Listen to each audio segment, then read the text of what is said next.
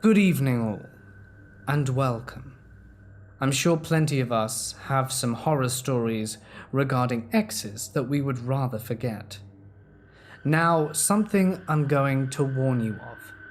The first 3 stories are rather short, and the 4th story is what I would describe as an epic.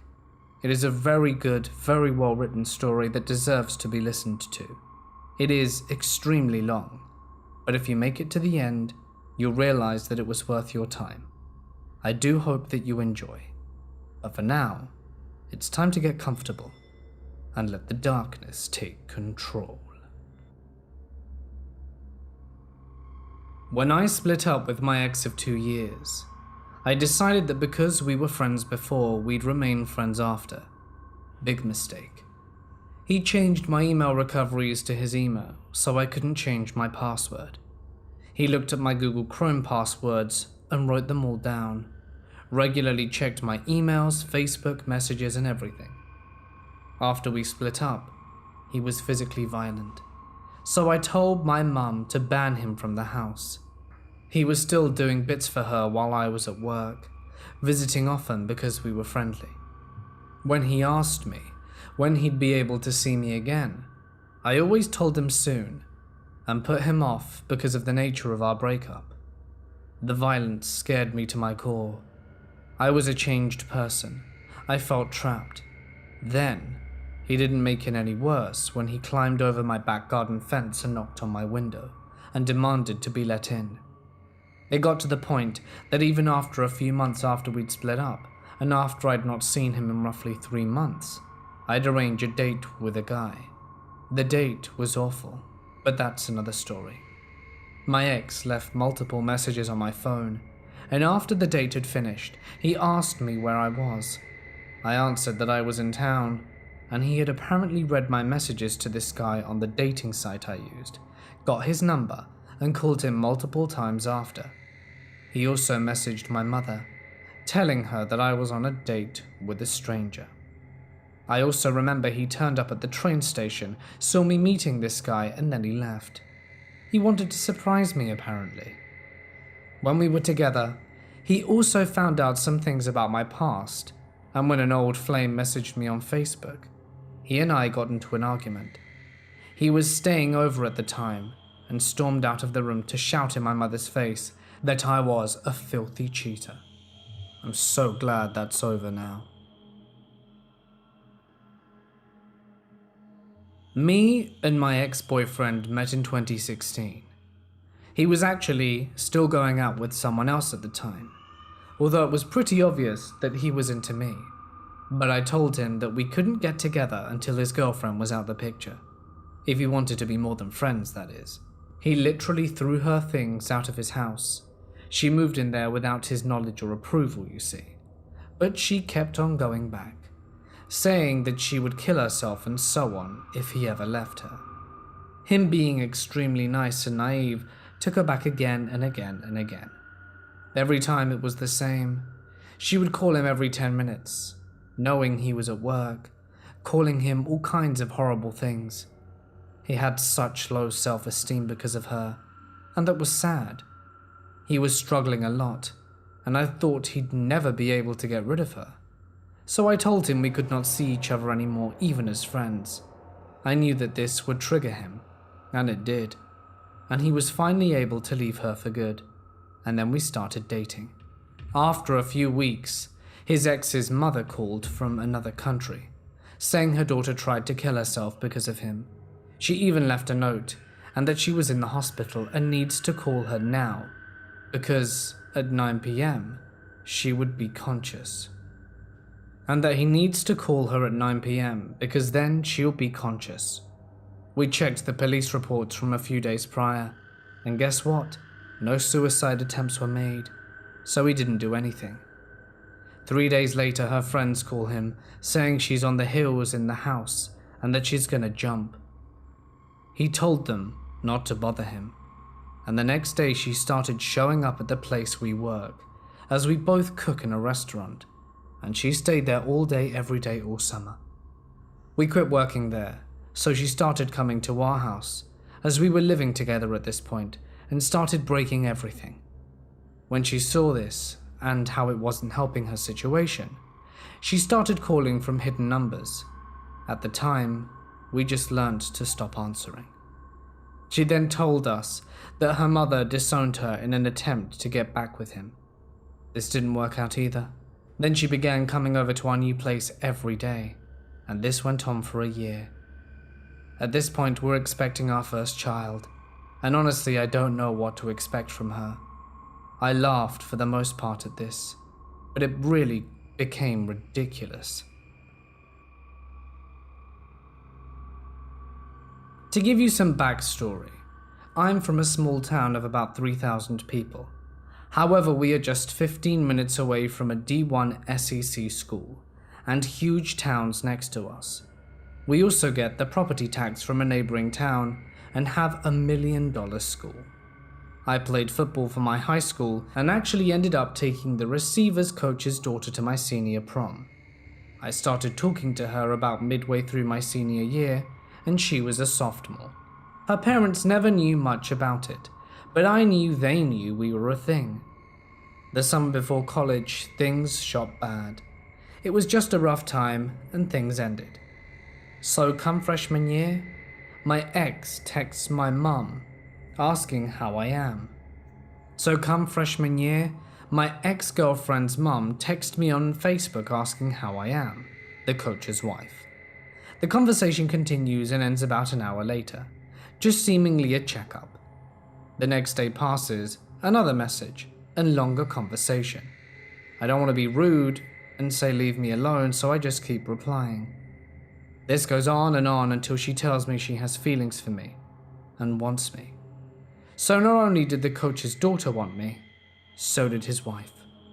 Now, if that is not some Lifetime drama stuff in real life, I don't know what is.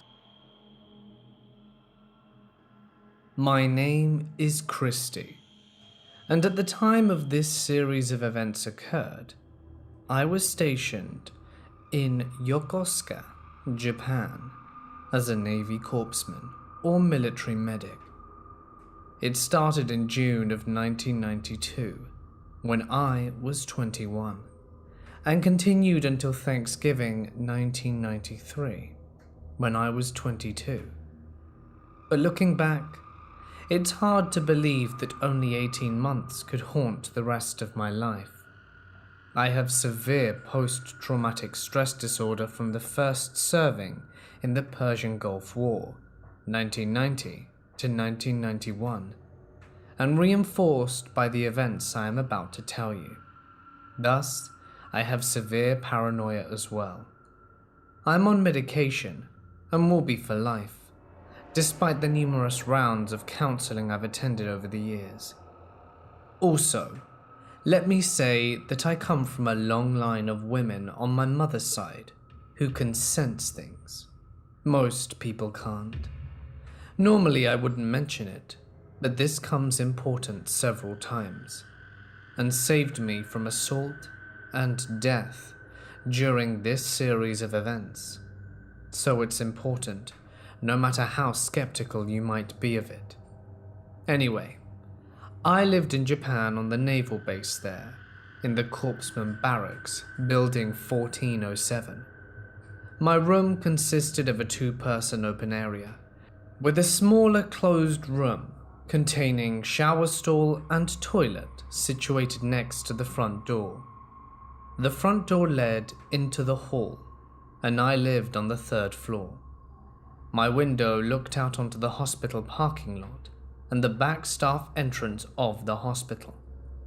Facing the hospital, the inside stairwell led down to the guard desk before going out to the parking lot. The opposite end of the hall had an outside stairwell which led onto a road and seawell overlooking the water. I had arrived in Japan of November 1991, and by the time June of 1992 came around, I had made many male friends amongst both of the hospital corpsmen living in the barracks and the enlisted servicemen off some of the ships in the dock. Most notably, I had become good gaming friends with a group of guys from the USS Blue Ridge, the command ship of the 7th Fleet. Among these men was a tall, reasonably nice-looking man named James Vernon Dickey. He was a loner that others had seemed to avoid, though I couldn't figure out why. I figured he was just a loner and a bit strange, but harmless, so I would invite him to join in our games at the Enlisted Club, or A Club. No one protested the invitations, and Jim seemed to enjoy playing with us. Now, I was also extremely lonely. Despite my many friends, I was incredibly homesick. As a bit of pertinent information, let me just say that my two sisters were both pregnant while I was in Japan, but for reasons I shouldn't divulge, had asked me to take their babies if something should happen. I agreed, and looked forward to being a part of the children's lives, though hoped desperately it wouldn't be necessary to take on these kids, because that would mean something terrible had happened to either sister. This is very significant, because I was dreaming of a family of my own, with kids and such, but had no significant other. Then, Jim proposed to me in June 1992. I jumped at the offer. I know, not the best reason to marry someone, but I could think of worse, so I agreed to marry him. I told my other friends, and they seemed hesitant and worried, but congratulated us. Well, except a Blue Ridge enlisted man we called Cowboy. He was Jim's best friend, and was genuinely glad for Jim and me. In fact, Cowboy was the only one who didn't see Jim as strange. I figured everyone else was nervous, because we'd only known each other for 6 months, so I shrugged it off. When Jim asked me when we should get married, I told him August. This made him happy, until I clarified that I meant August of 1994, over a year and a half away. I wanted to be married at my mother's house, like my older sister had. Jim frowned and seemed disappointed and almost angry, but gave in to my wishes. Then Jim's behavior began to get really weird, though, at the time, I figured he had a strange sense of humor and didn't express himself very well. First off, we went to look for an engagement ring, and when we saw one I loved immediately, Jim claimed to have no money on him, so I bought the ring.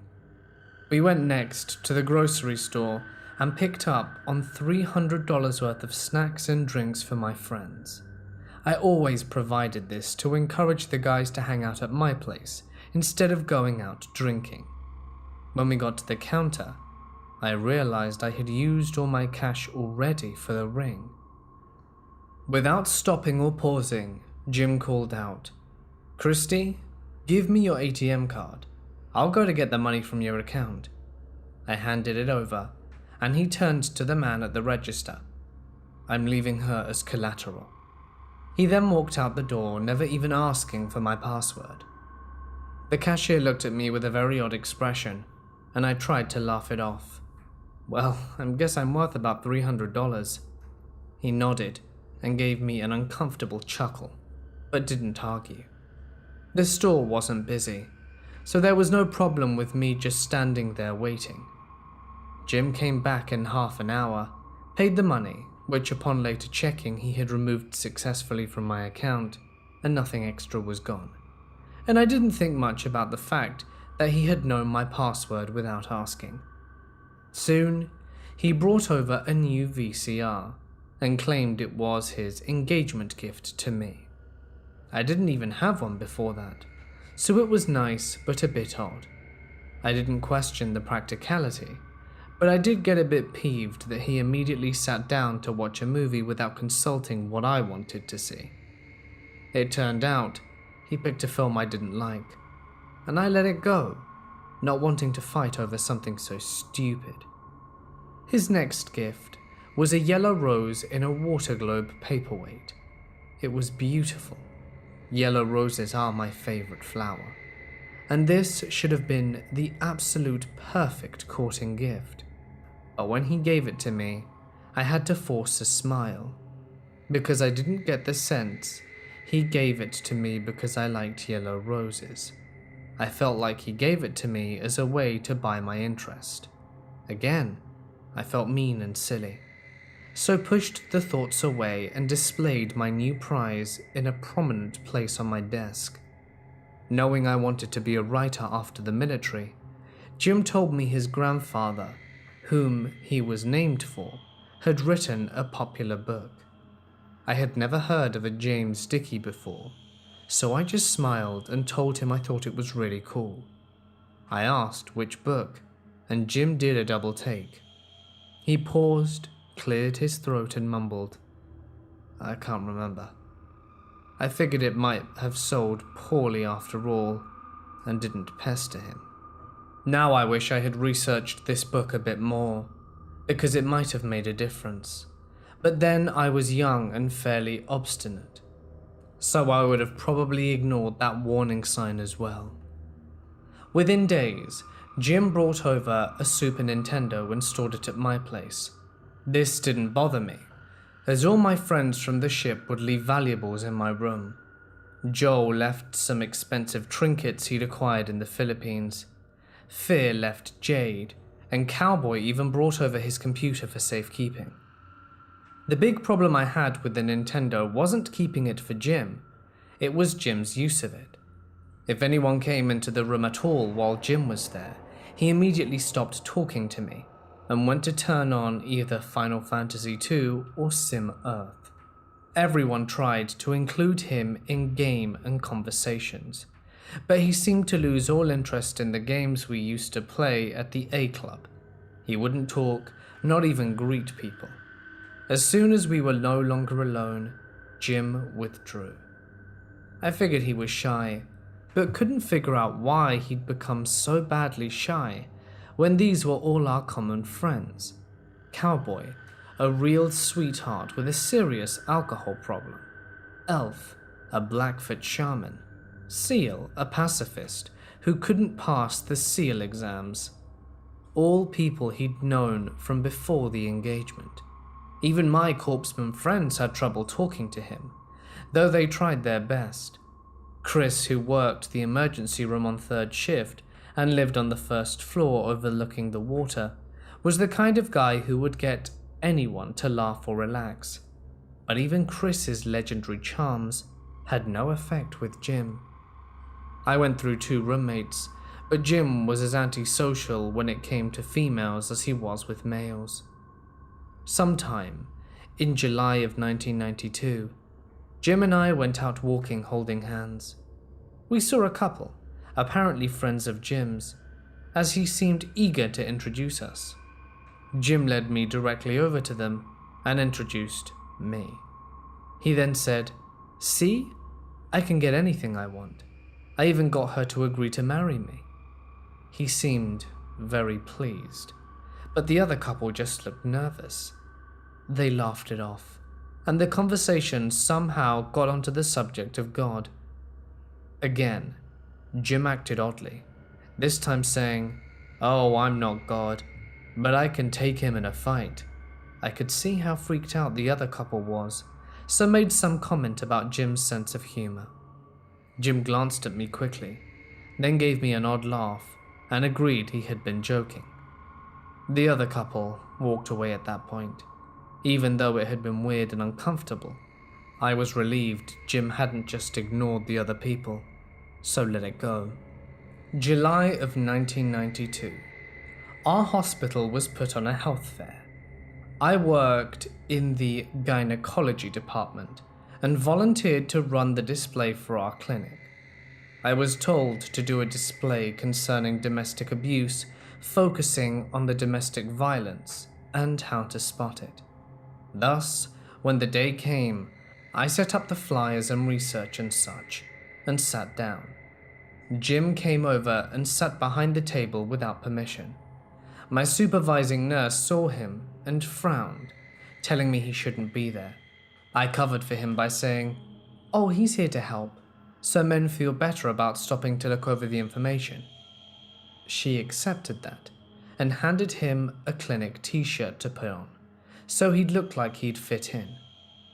As the nurse walked away, Jim asked if I had to sit there all day.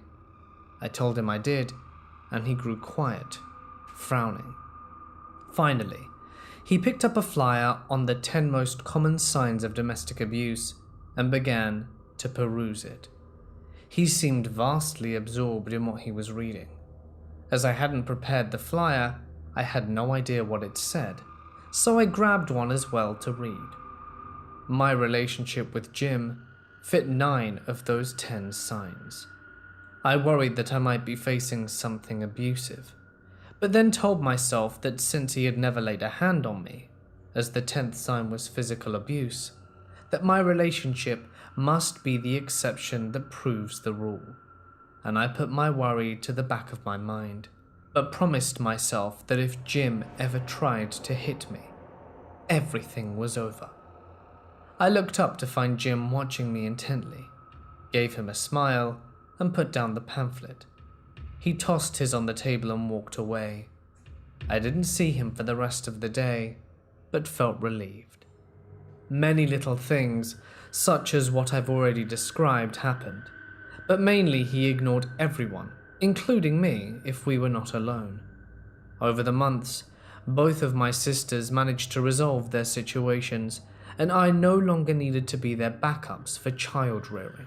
Rather than lift the responsibility from my shoulders, I became suicidal, thinking I was not needed. I felt like I would just be in the way, and I began walking in front of cars in the middle of the night in an attempt to die. Thus began my first round of counseling sessions. However, nothing in counseling prepared me for what would happen in the summer to fall of 1993. I think it was in July of 93, Jim came to my room to tell me that the Blue Ridge was shipping out to Vladivostok, Russia, for a few weeks. He said this was the first time an American ship would be allowed there since the Cold War had begun in the 1950s.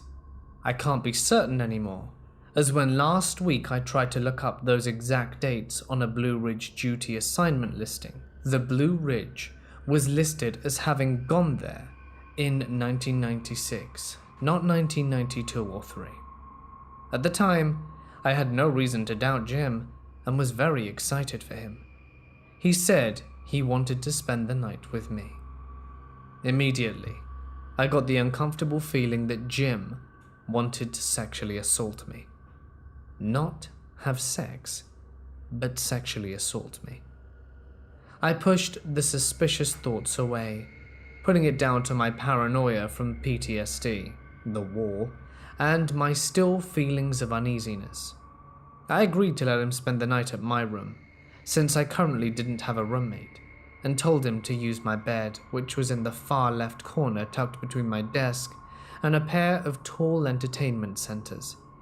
I would sleep in the empty bunk, which was open to the entire room and close to the light, situated on the unused desk. My bed was a typical bunk, while the other bed was raised a foot or so extra off the floor. He had tried to talk me into sleeping with him, but I said he had to rest for the duty tomorrow.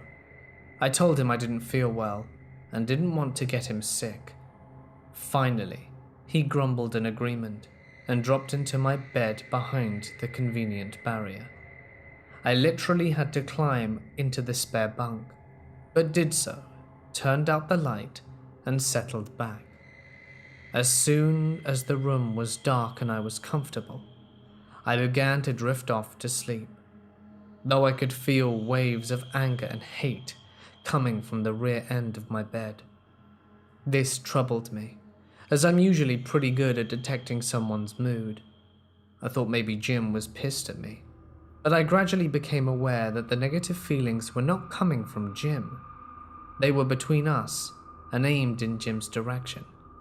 I felt like someone was standing by my head in a protective manner, thinking bad things at Jim to keep him at bay. That had never happened to me in my barracks room before, though it had happened other times, but that's not pertinent to this series of events, and it never had happened in Japan. I let my eyes drift shut, trying to ignore the hostile entity I knew was protecting me. Suddenly, the foot of the bed pressed down with someone's body weight. Whoever it was began to crawl up the bed over me. I was annoyed with Jim and a bit afraid of what he intended, and I called out, "Jim!" From the far corner, his voice, clear and awake, came back. "Yeah?" The body was still over me, and it wasn't the entity near my head, which was seemingly focused on Jim. I flipped on the light, and the mattress returned to normal. The feeling of a body over mine was gone. I was alone on my side of the barrier, calling out. I told Jim, "Never mind, I thought I heard something." How could I tell him what happened? Especially since the feeling of impending doom and sexual assault had come with a sensation of someone crawling into bed. I turned off the light, and the bed pressed down again. Someone began crawling up my body once again. Nervous, I called out for Jim, who answered from the other bed, just as awake as before. I flipped on the light, and the pressure left. Again, I told Jim I thought I heard something. I hesitantly turned out the light. Whoever it was returned, instantly crawling in from the foot of the bed. I didn't wait this time. I turned on the light, grabbed a robe, and sat at the desk with a book.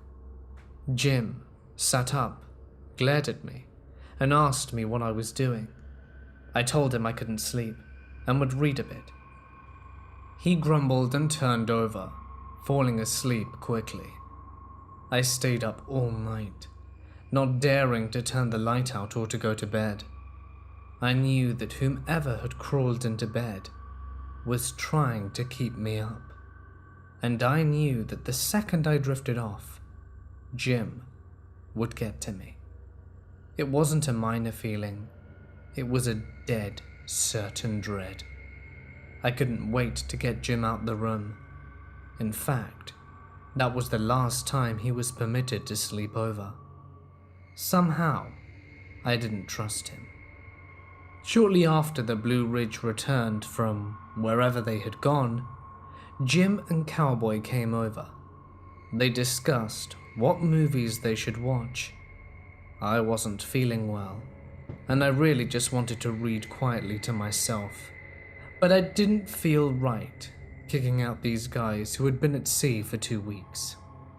Cowboy mentioned wanting to watch a horror movie, not my favorite genre, and Jim said he wanted it to be super scary.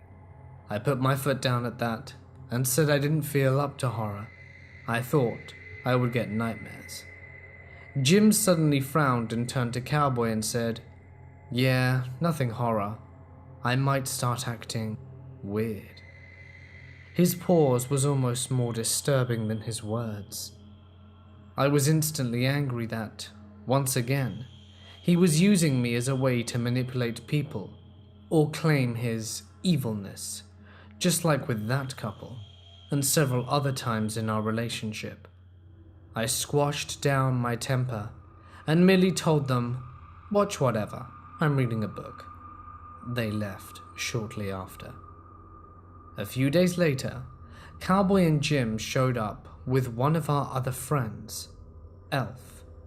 He's a Blackfoot shaman. Cowboy was drunk and, unfortunately, depressed. He opened my window and started trying to climb out to attempt suicide.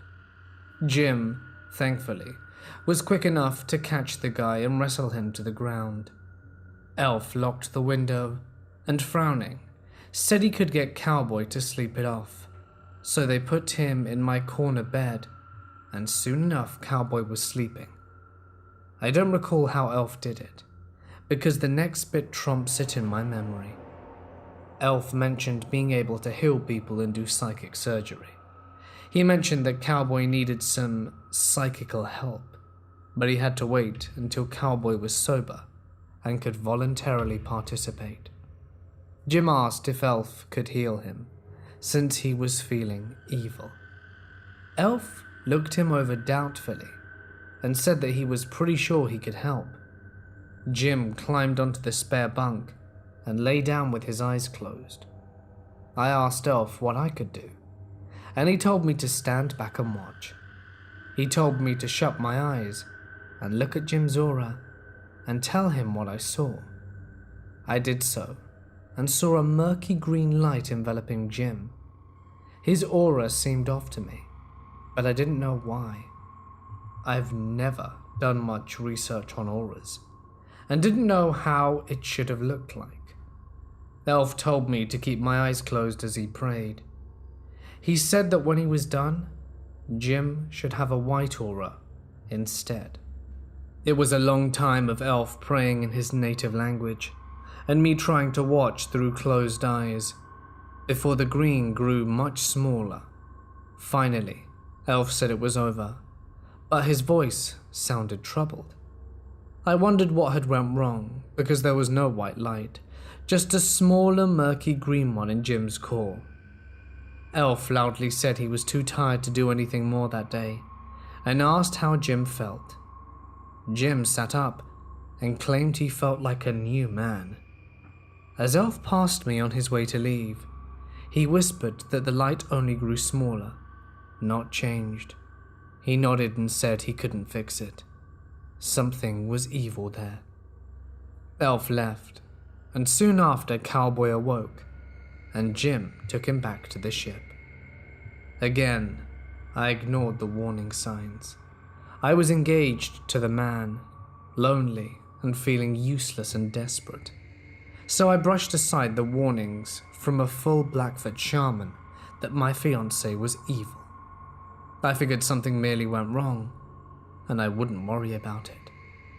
I don't recall Elf ever coming over after that. It was about this time that Cowboy started calling me practically every weekend. He would be drunk at the A Club and needed someone to bring him home. I inevitably ran out there to help my friend, and often Jim would come with me to fetch Cowboy. We'd bring him back to my room to sober up or sleep it off. Chris, my friend at the ER, told me I had to start calling an ambulance for Cowboy.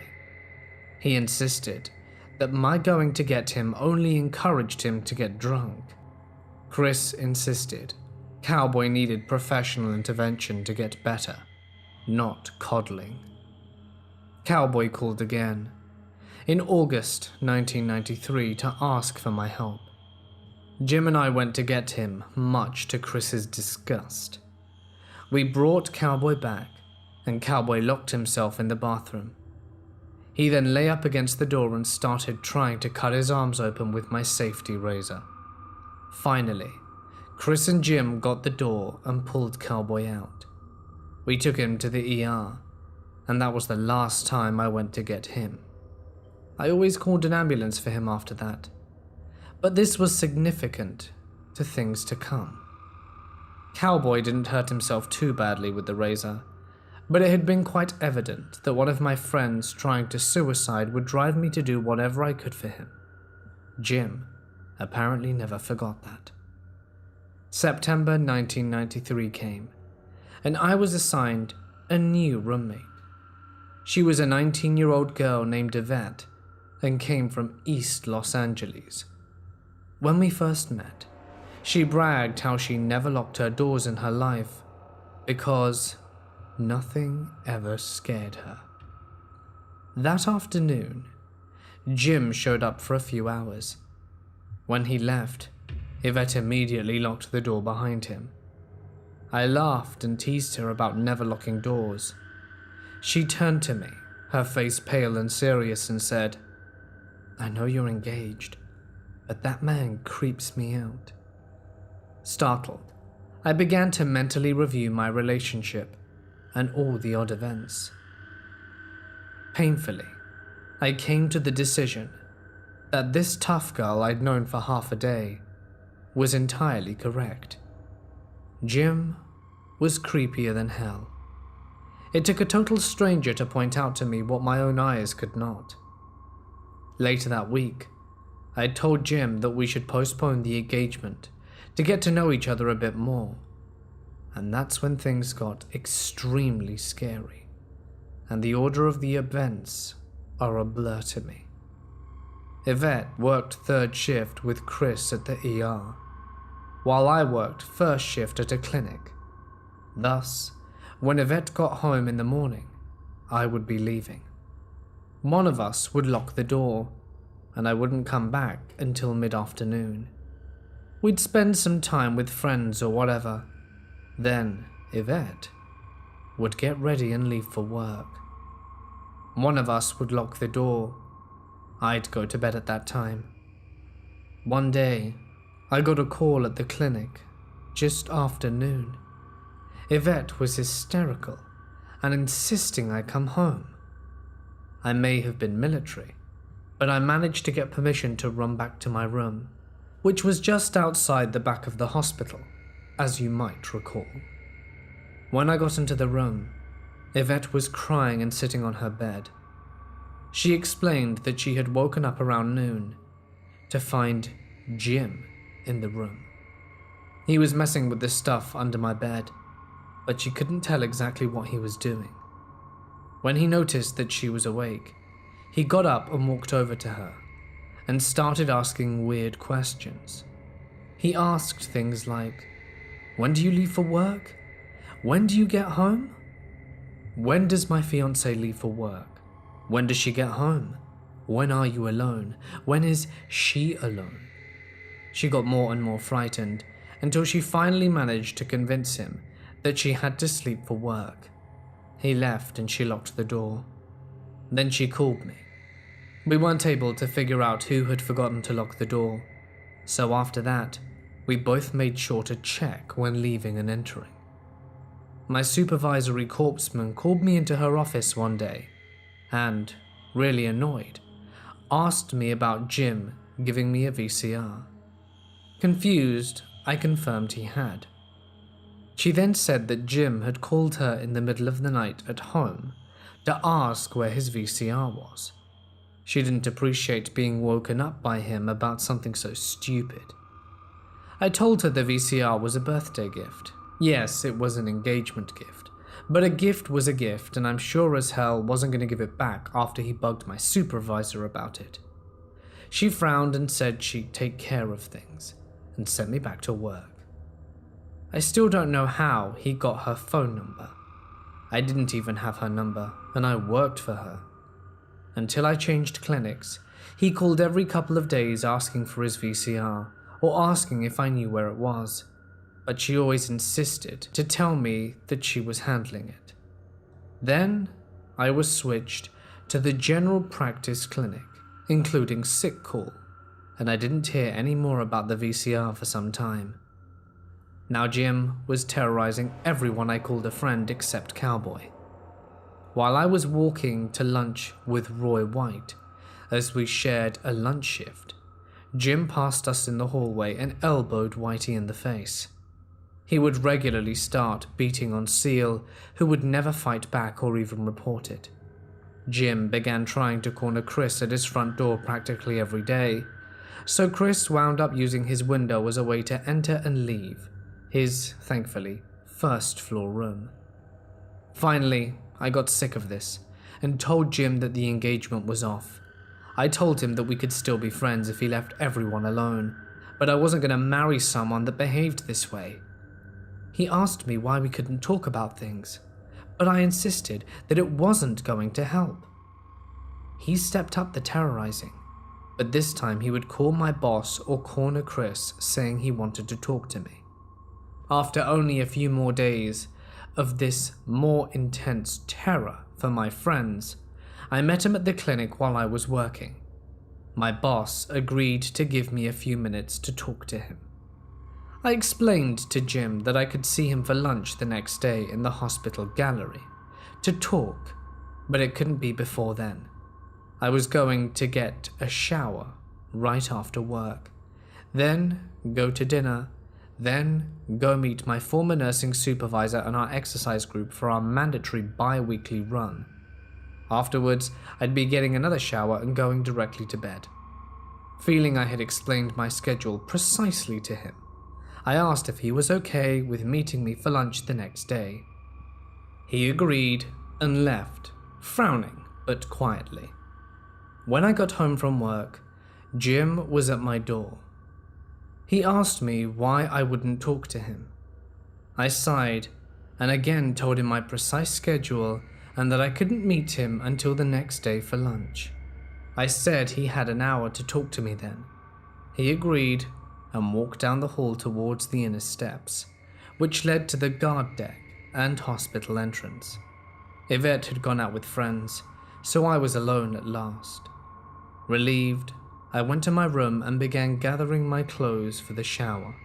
Not 5 minutes later, a knock came on the door. I answered it, and there stood Jim.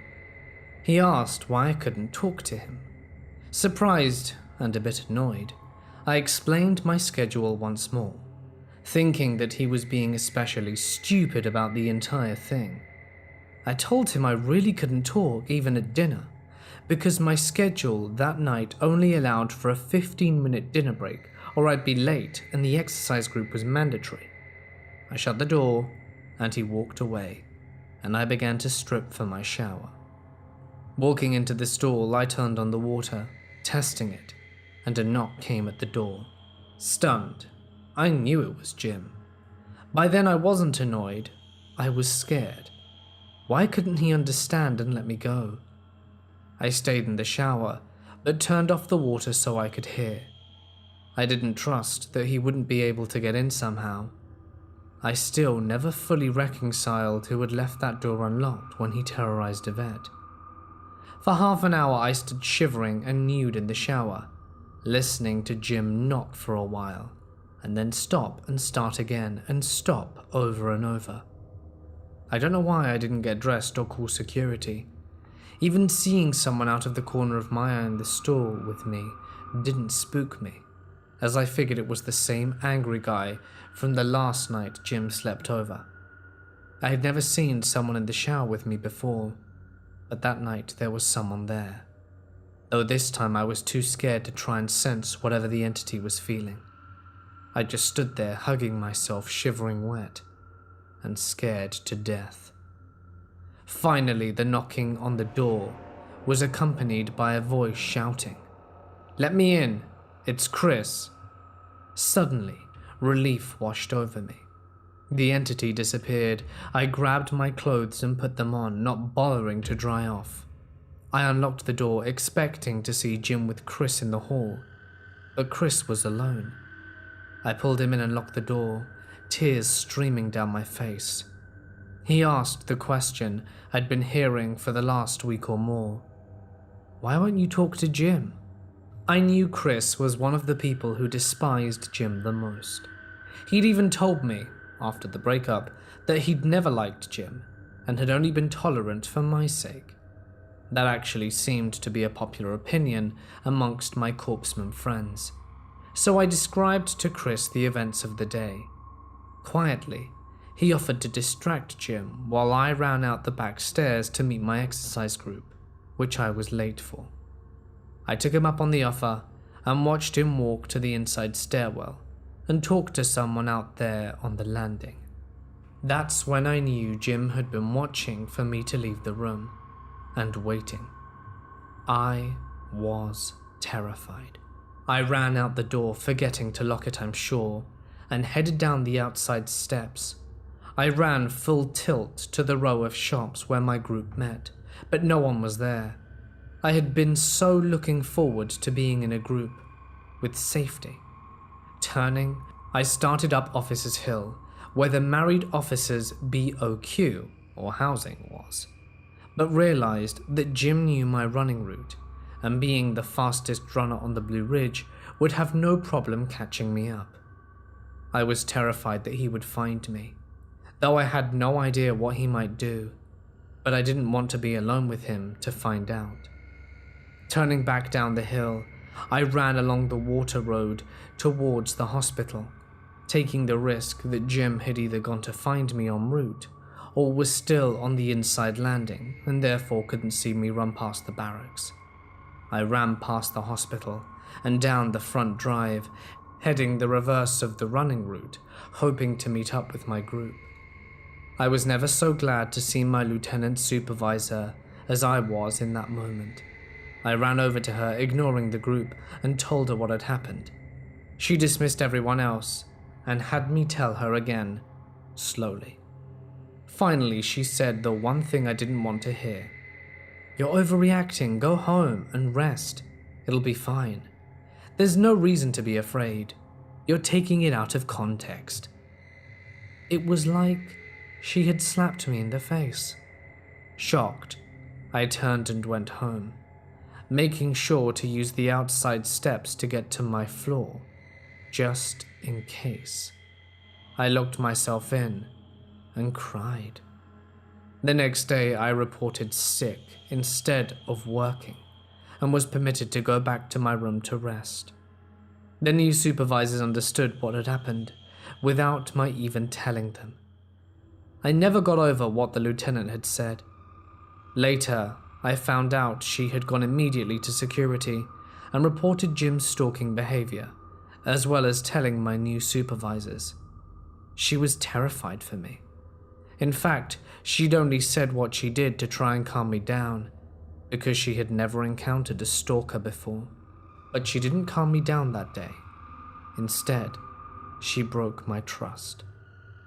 That day, Jim did not show up to our lunch appointment, though I did leave my room to show for it.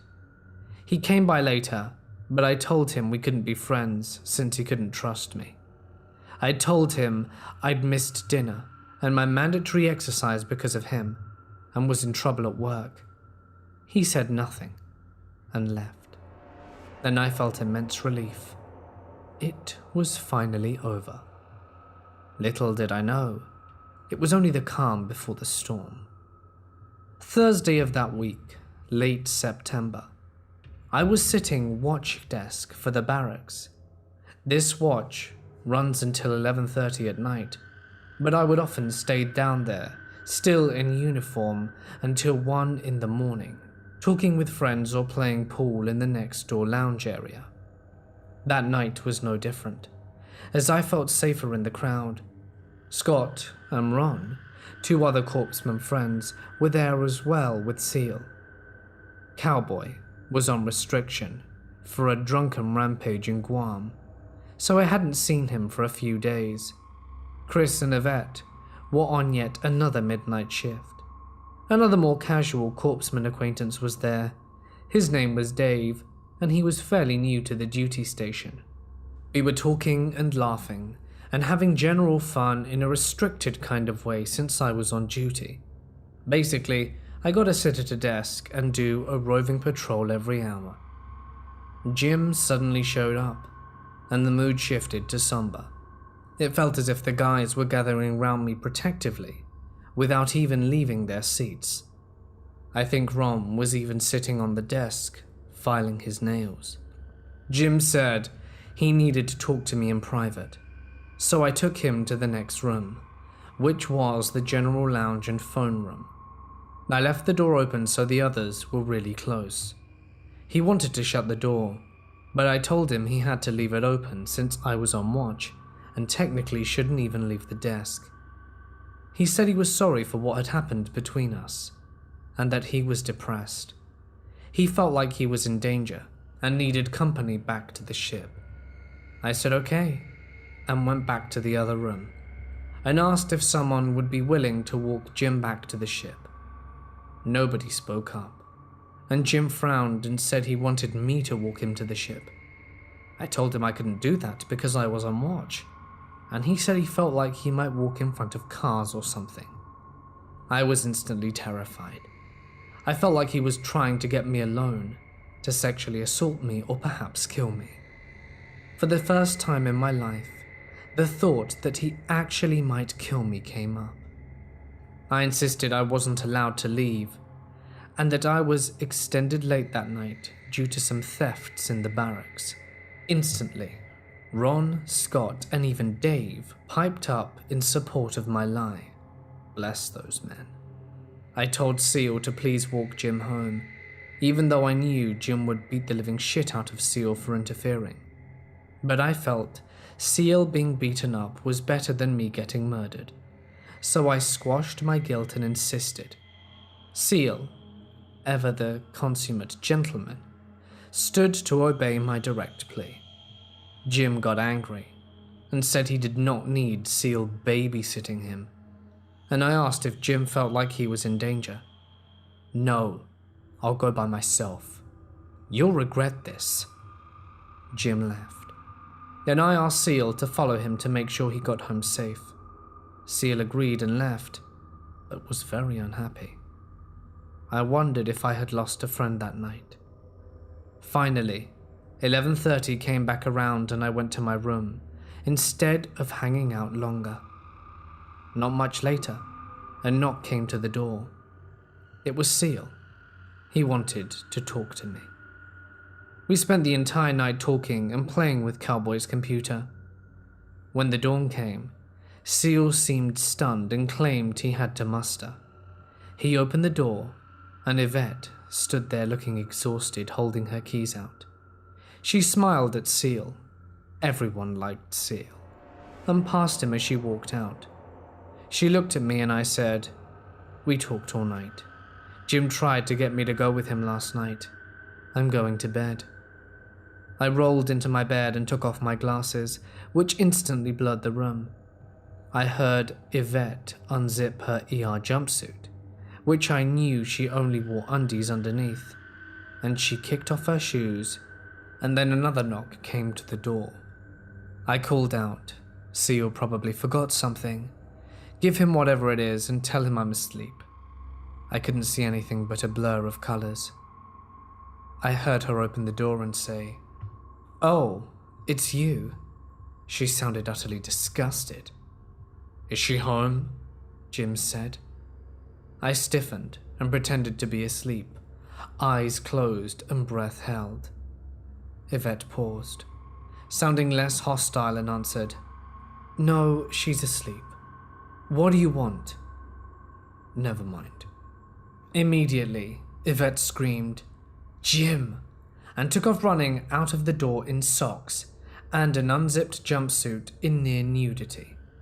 I crammed my glasses on and opened the window, not knowing what had happened. I saw Seal in the parking lot and screamed, "Seal, catch Jim!" Yeah, it would be useless for him to try. As I said, Jim was the fastest runner on the Blue Ridge at the time, but I didn't think about that. I turned away from the open window as Seal bolted off. Yvette limped back in and said that Chris was also chasing Jim. She zipped her jumpsuit up and shoved her feet into her sneakers. She then glared in my direction, but I don't think she was glaring at me specifically. She said, "He slit his wrists." Yvette ran back out the door. I picked up the room phone and called an ambulance, and I tried to explain that Jim had slit his wrists and was stationed on the Blue Ridge, but he ran off and I wasn't exactly sure where he was. They took the information down, and after a while told me they couldn't do anything without his location. They said to try security, but to call back if Jim showed up. Yvette came back and I tried security again, just as Chris and the next door neighbor, a new guy called John, came in. Security already knew about Jim from the ambulance crew, and told me they had dogs searching for him. He was considered armed and dangerous. I was stunned and said that Jim wasn't known to carry a knife until that day. They told me they'd stay in touch. Seal came back in, late for muster, and panting hard. He said that he had lost Jim, but that Jim had turned off towards the Blue Ridge. I passed the info to security and hung up. That's when I noticed Chris was swearing. John asked what had happened. Yvette said, "Christy was in bed trying to sleep when Jim showed up. He's her ex-boyfriend. I opened the door and he slit his wrists and then asked for Krista, which is what he calls her. I didn't see any blood, so I told him she was asleep. Then he said never mind and turned, but as he turned I saw blood. He bolted and I tried to stop him, but I was only in socks. Chris swore again and said, "Slit his wrists, my ass. I'll show him how to slit his wrists. I'll show him how to slit his throat." Chris's feet were bare, and I could only imagine the pain of running outside after a man he despised. Seal sighed and apologized, but said he was already late to muster and had to leave. We let him go. Not long after, a knock came to the door. Chris opened it. It was Jim, looking very calm. Chris dragged him in and began taking care of the injury, which was actually on the fleshy part of Jim's palm, and so was not in the least bit dangerous to him. This seemed to piss Chris off even more, and he kept swearing but very softly. He was the ultimate professional in treating Jim's wound. He asked where the knife was, and Jim claimed to have lost it. Jim then mentioned that he'd washed his wrist off in a bucket of green liquid somewhere. Chris gave him a startled look, which turned into a glare, and he stated, "Not antifreeze." Jim guessed he was right. John said he had to go next door for something and left. After a brief pause, I said I needed to ask John something and went next door. Without knocking, I walked in and used his phone to call security, ignoring a rather embarrassed John who was using the bathroom. Poor guy must have thought he'd moved next to the loony bin. Security was surprised when I told them Jim had returned without the knife that he claimed. They said that they were just entering the first floor guard area, and they were on their way up. They ordered me to get everyone out the room and leave Jim in there. I went back next door, where Jim was sitting on the floor, with a box of Sunday comic clippings my mother had sent me. He was reading calmly. Without my having to say anything, Chris and Yvette left, taking John with them, and heading for the lounge. I sat down, not wanting Jim to leave before security could get there. After a long moment, Jim nonchalantly said, "This is your fault. I told you something would happen. You should have gone with me last night. It's your fault I'm hurt." I didn't know what to say, and still don't know if I responded at all. I knew he was playing on my sympathy for depressed friends, on my own suicidal ideations. Hell, he'd even used my own suicide attempts against me by claiming he felt like walking out in front of cars the night before. Fortunately, security showed up and kicked me out the room. They made me go to the lounge while they arrested Jim. They took him to the hospital and had him admitted to the psych ward for observation. If all went well and the doctors felt him safe, Jim would be released at noon next day. I was utterly convinced that would never happen. One of the security guards, military police actually, told me I needed to get a restraining order against Jim. He was adamant I'd do this. Then I was left alone and decided maybe I should take his advice. I'd go on Monday when the office opened. Unfortunately, the next day, a Saturday, the phone ringing woke me up. Yvette had just gotten home, so it was perhaps 7:30 or so. I answered, and it was Dave on the morning barracks watch. He asked if Jim had anything in my room. Confused, I told him that Jim had Nintendo, games, and movies there. Dave went on to explain that Jim was asking for his stuff. He said he'd distract him while I got it together. I checked the clock. There was no way it was noon. He couldn't have been released already. Panicking, I started collecting his things. Yvette helped me, and we brought these things down the inside stairs. Dave stopped us on the landing of the second floor. He wouldn't let us go any further and took the stuff. Just as he took the stuff down to Jim, security showed up and arrested him again. Since I didn't have a restraining order, the charge was escaping the psych ward. He had actually broken out the ward to come back to my place. The same security guard from the day before was angry and asked me why I hadn't gotten an order against him. I told him I was doing it on Monday, but the office would have been closed the night before. The guard informed me that the office was open at all times for something like this, and he insisted I go down and get the order right then and there. I went to the office and got the order. Most restraining orders are for 100 feet or 300 yards. He mentioned that he had given me the 300 yards or 900 feet, and that Jim wouldn't be allowed on the same street, even across the road from me. I figured that was normal and thanked him, relieved that I had this order. By the time I got home, Dave told me that Jim was being confined to the psych ward on the Blue Ridge for at least a week. He asked if I was sure I got everything of Jim's, and I told him I was positive. The next day, Sunday, I brought a badly beaten SEAL with me to the security office to get a restraining order. But at the last minute, he balked. They wouldn't give it to him unless he signed, and he refused because Jim was a higher rank. SEAL was odd like that. He wouldn't disobey anyone of a higher rank, even if the order was abusive. 2 days later, I finally got to see Cowboy, who was troubled by everything he'd heard from Jim. He said Jim had told him we'd broken up. Cowboy had repeatedly encouraged him to get me to talk to him and not give up. I was horrified. Poor Cowboy had been behind Jim, continually harassing everyone, but he didn't even know it. I knew Jim would never explain the truth, so I did, keeping nothing back, letting Cowboy know what his best friend had been doing for the past few months. Cowboy was horrified and began to cry. I forgave Cowboy. Jim had used him. On the 4th day of Jim's incarceration, I was jogging by the ships, secure in the knowledge that Jim wouldn't be out of there to harass me. A young man in dungarees was also running, and he said hello to me. I politely struck up a conversation, and it turned out he was a corpsman from the Blue Ridge. I hesitantly asked if he knew a man by the name of Jim Dickey, fishing for information on how the psych thing was going, trying to gauge my safety.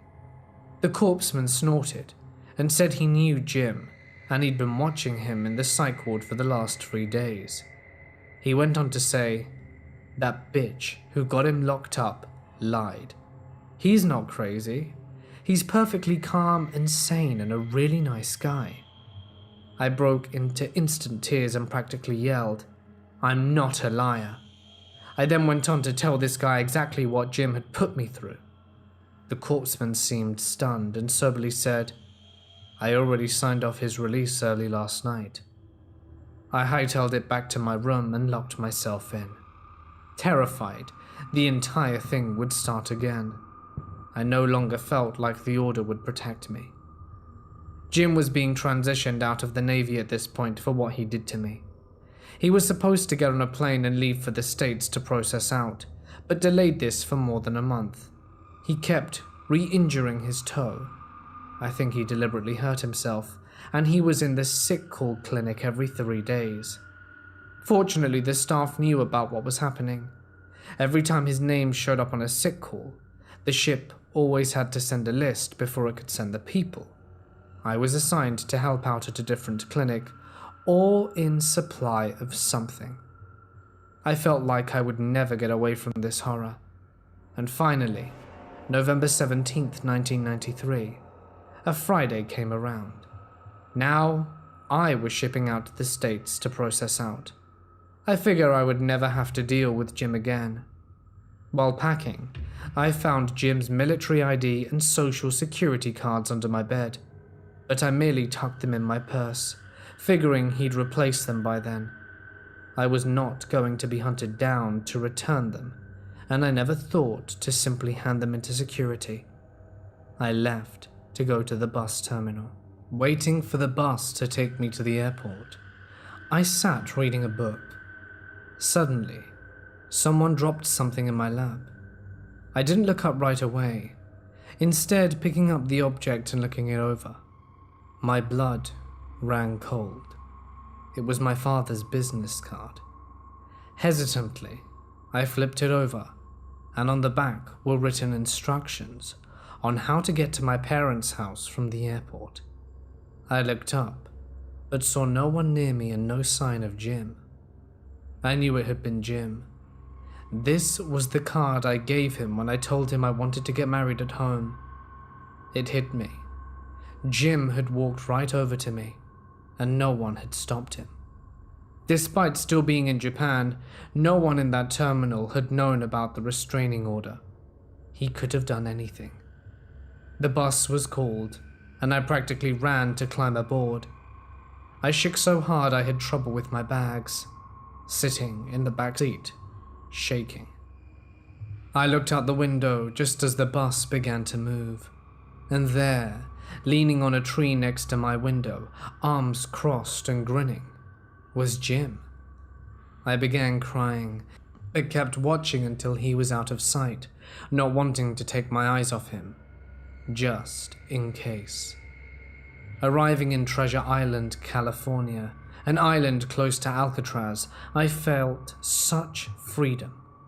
I wasn't put on a duty until Tuesday, since I had arrived on a weekend, and Monday was taken with processing medical and payroll and other paperwork.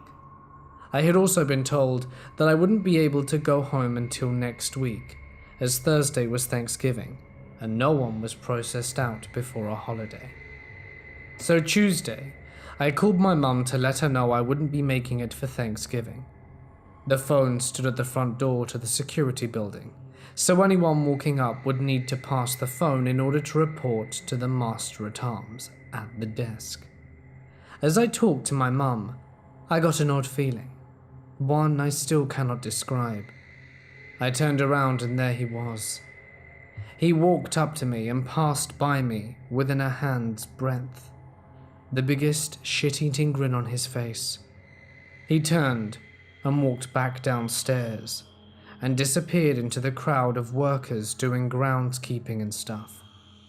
I screamed and began to cry and shake and babble incoherently. Mum on the other side of the line asked what happened, and I told her something like, "Jim's here, I gotta go." I dropped the phone and ran to the security desk. I pulled out the ID cards and slapped them on the desk. I know you aren't supposed to tell me who checks in, but I gotta know. Did James Vernon Dickey just check in today? You see, I had a restraining order on him in Japan, and now we're in California, and I don't think it works anymore. The MMA, a tall, well-built man, went pale. He took the cards and checked the roster and slowly said, "Yes, he did. Let me talk to my supervisor." Then the man took off, running, leaving the security desk and the building unguarded. It felt like hours, but could only have been seconds, when he returned and gave me a pass to talk to my temporary supervisor upstairs. I don't know if he still had those cards, and I didn't care. I took the pass and went up. My supervisor listened to the entire story, then left. He was gone for over an hour, but it felt like longer. But it certainly was an hour. When he returned, he looked serious. He ordered me into his private office and to sit down. I sat and waited. He then told me that he'd checked out my story and spoken to Jim and his temporary supervisor. Jim was in a different section from me. I can't recall if my supervisor said 2 or 6, and would have no reason to come near me. He then went on to explain that Jim's section was for the really bad guys, the ones being processed out for being dangerous and such. He told me that I was not the only person Jim had done this to, but I was the only one who had carried through and gotten a restraining order. That restraining order had allowed the military to process Jim out as a bad boy. The supervisor went on to explain that my lieutenant back in Japan had first reported him, the nurse that told me I was overreacting. Then the ambulance crew, the security crew, and the hospital had also reported things.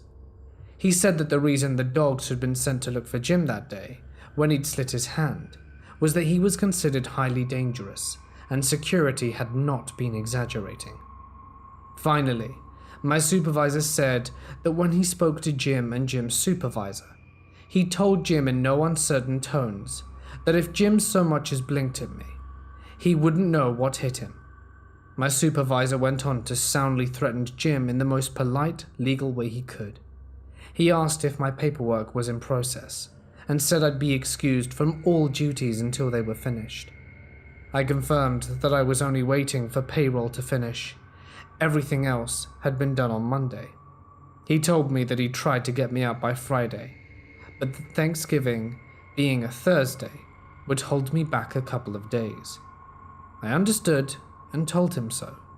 He gave me a special pass to let me eat with the officers, so I wouldn't run into Jim at the gallery. Finally, I left and went back to the all-female barracks. Wednesday morning at muster, I was surprised when my name was called with two men who had been there over a week. I was handed plane tickets and told that I would be leaving that night.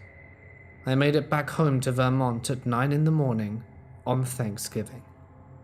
27 years have passed, and I still freak out when I hear someone knock. As an afternote, a few months after getting home, I was going through Mum's storage boxes of books, inherited from numerous relatives over the years, and I stumbled upon the book written by Jim's grandfather, James Dickey. It was called Deliverance. My mum says if she had known, she would have warned me to avoid him like the plague. I hope I would have listened. Heroes don't make history. It is history that makes heroes. Jeddo Suikin III. Hey guys, it's Mort here, and thank you so much for listening.